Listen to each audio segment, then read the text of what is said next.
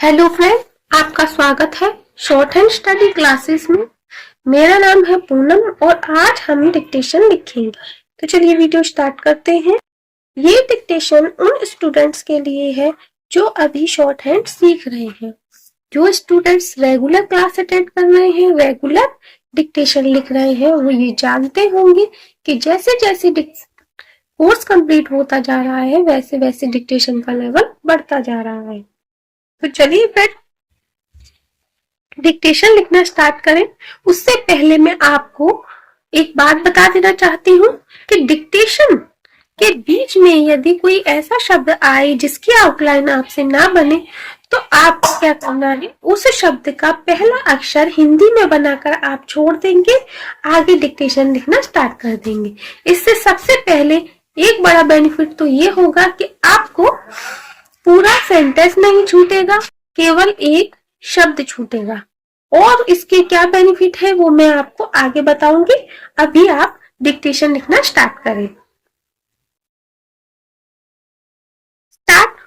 एक गांव से शहर जाने वाली पगडंडी पर एक बड़ा सा पत्थर पड़ा था।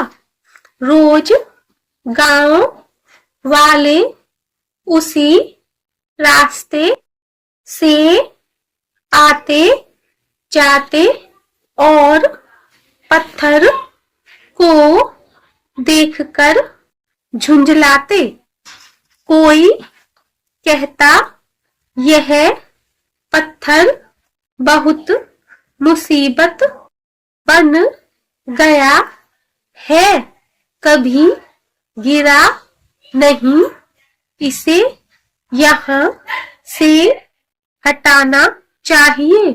दूसरा कहता सरकार को चाहिए कि इस रास्ते को साफ करे, लेकिन कोई भी इस पत्थर को उठाकर हटाने की कोशिश नहीं करता।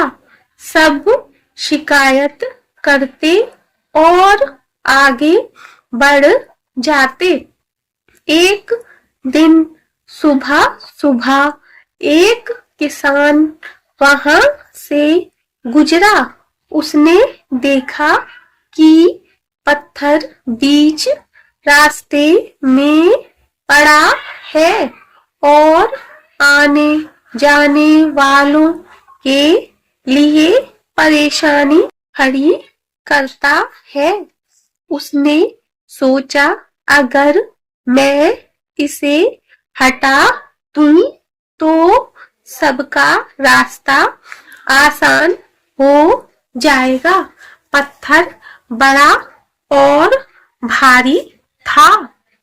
किसान ने खूब मेहनत की, पसीना बहाया और धीरे धीरे उस पत्थर को रास्ते से हटा दिया।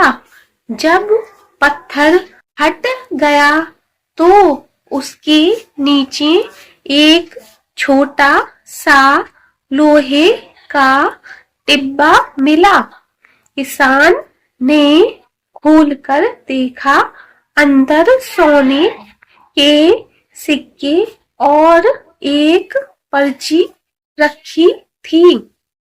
पर्ची में लिखा था यह इनाम उस व्यक्ति के लिए है जिसने दूसरों की परेशानी समझकर इसे दूर करने की कोशिश की। किसान मुस्कुराया, उसे समझ आ गया कि दुनिया में शिकायत करना आसान है, लेकिन असली इंसान वही है जो समस्याओं को दूर करने की कोशिश की जिम्मेदारी उठाता है। प्रत्येक व्यक्ति को समस्याओं की शिकायत करने पर नहीं, उस समस्या को दूर करने पर विचार करना चाहिए। स्टॉप। इस डिक्टेशन की आउटलाइन को मैं स्क्रीन पर लगा दूंगी, आप वहां से चेक कर लेना कि आपने सही लिखा है या नहीं।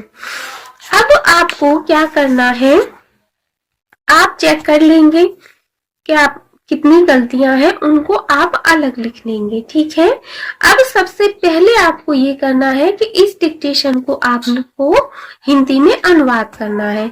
अब आप देखेंगे, देखिए कि जब आप हिंदी में अनुवाद करेंगे तो आपने जो शब्द छोड़ा होगा, क्योंकि ये एक स्टोरी है, तो पहला अक्षर बनाकर आपने यदि कोई शब्द छोड़ दिया है तो आप सेंटेंस के हिसाब से और स्टोरी के हिसाब से ये लगा लेंगे कि वहां पर कौन सा शब्द होगा।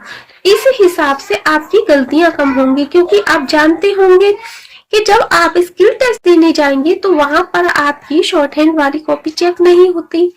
आप जो शॉर्ट हैंड में लिखेंगे उसको हिंदी में अनुवाद करके जब आप टाइप करेंगे वो चेक होगा कि वहां आपकी कितनी गलतियां हैं।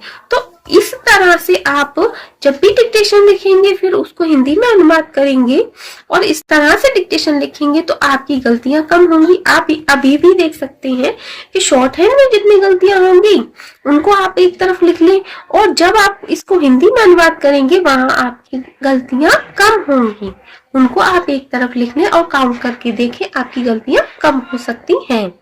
तो इसलिए ये तो आपको जरूर से जरूर करना है।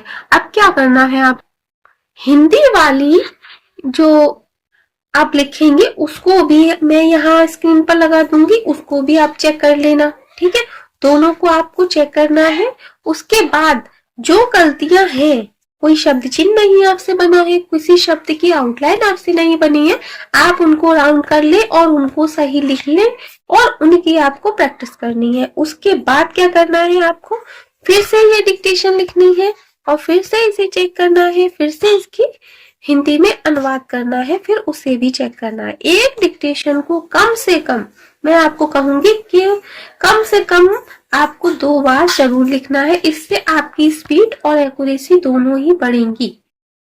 ऐसे नहीं करना आपको कि आपने डिक्टेशन लिख लिया और मानो चेक भी कर लिया आपने और गलतियां हैं आपने छोड़ दी कि हम अगली बार लिखेंगे तो वो गलतियां सही हो जाएंगी। ऐसा नहीं होगा, क्योंकि जब तक आप उनकी प्रैक्टिस नहीं करेंगे तो सही नहीं होंगी। इसलिए जो भी गलतियां हैं आपको अभी सुधारनी है, उसके बाद दोबारा से डिक्टेशन लिखनी है। ये प्रोसेस आपको हमेशा फॉलो करना है जब तक आपका सिलेक्शन नहीं हो जाता। इन बातों को आपको हमेशा ध्यान रखना है। मिलते हैं अगली क्लास में। धन्यवाद।